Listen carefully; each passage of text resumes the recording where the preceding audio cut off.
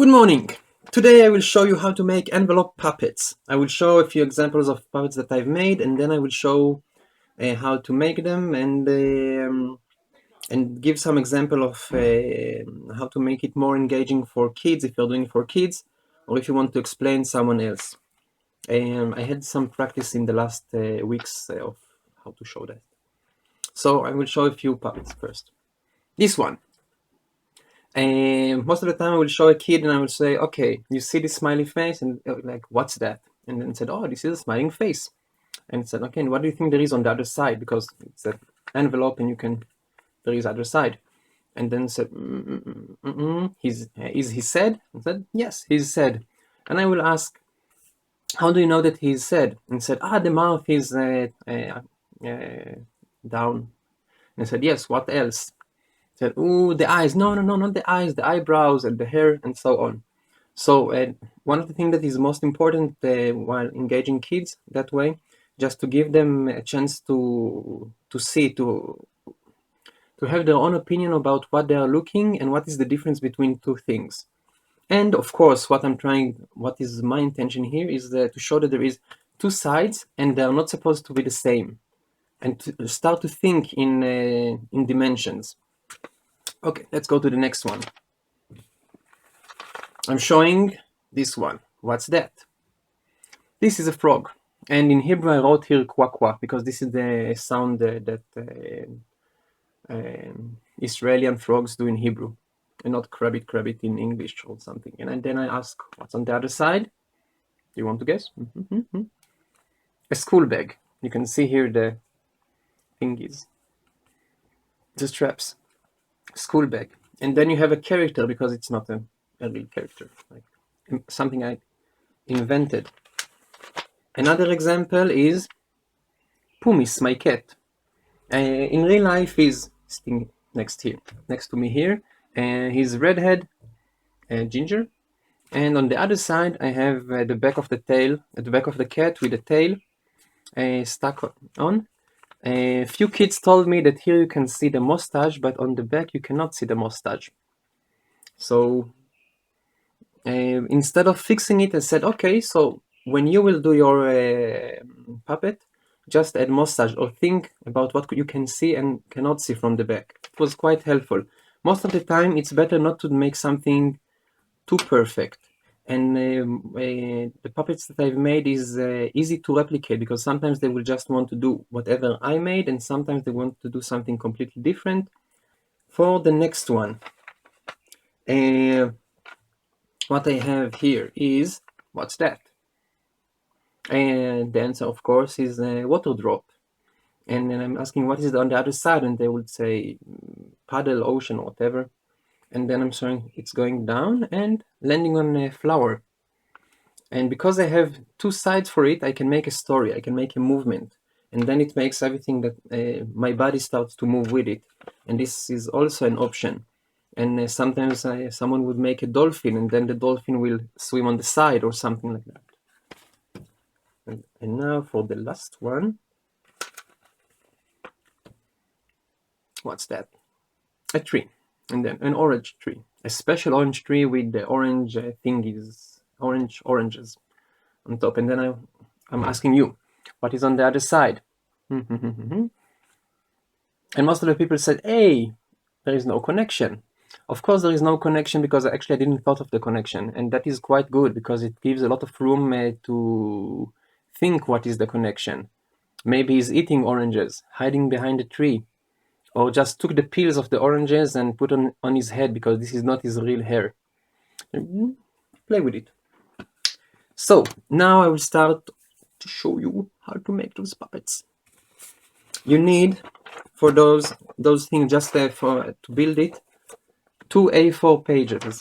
A4 simple printer page, and a stapler, and of course staples. You take the paper, fold it to half. It is better that it will be precise, but even if it's not precise, it doesn't matter, because the hand will fit anyway. Then on the open side, you staple 3 times just to close it. You don't need to close the top or the bottom. At this point, you draw whatever you think you want to draw. I will draw something that we will have something to work with. 1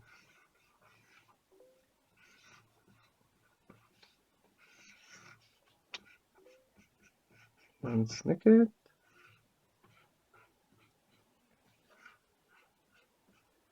Okay, on this side I made a mouse.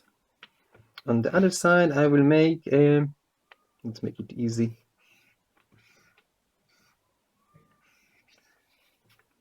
I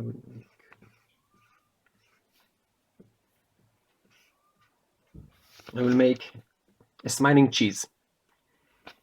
Okay, so now if I will put my hand, 1 second, just like that, first it could fall in too much, and second it might break. For this one we need the second page paper. Fold it to half, and then the open part we fold like 2/4 in.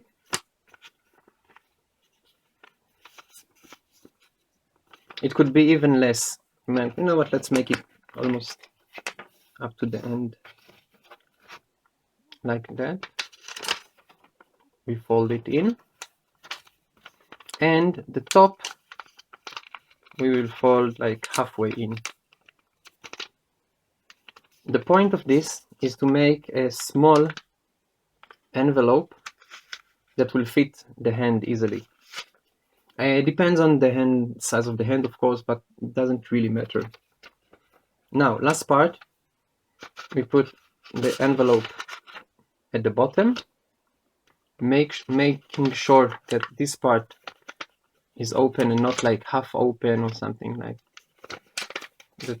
We have place, stationing it like that, and stapling one at the top, one at the other side, and that's it.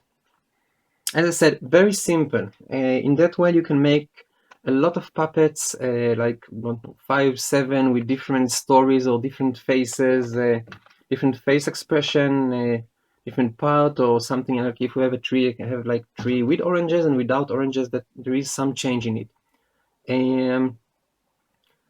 Cool, that was that. And for something last, and I will probably say it in every how-to video that I will make. 1 second, let's take another page. A good exercise that I found to make drawing better or whatever better is to say that I will just show. Taking an A4 page, folding it once, folding it twice, and then opening, and you have quarters. The point of it is that before the kid will start painting, just drawing like a sketch on one of the, like sketching here, and then you need to decide if it is good or bad. Good or bad by his own standards. Like try to make a dancing cucumber, and then he drawing and said, it looks more like a tomato.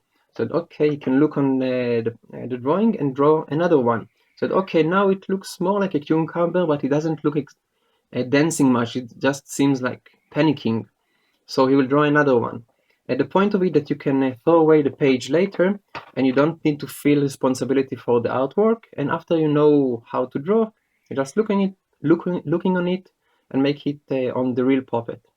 I will give you an example of few things that kids done.